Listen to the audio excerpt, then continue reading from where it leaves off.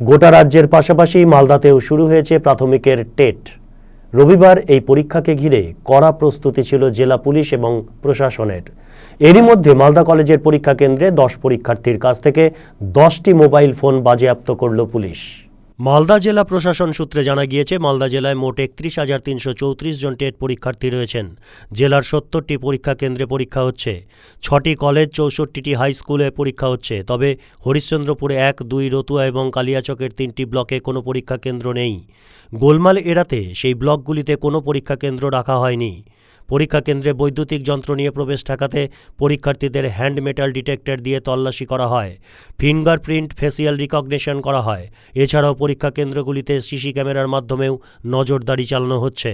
Mobile নিয়ে কেন ঢুকেছেন? পরীক্ষাতে মোবাইল তো অ্যালাউ নয় চুরি হয়ে যায় তাই আমি দাদা, পরীক্ষার সময় তো মোবাইল অ্যালাউ নয়, তাও আবার কেউ আসেনি সঙ্গে তাই এটা তো জানাই আছে মোবাইল অ্যালাউ নয়। বারবার বলা হয়েছে।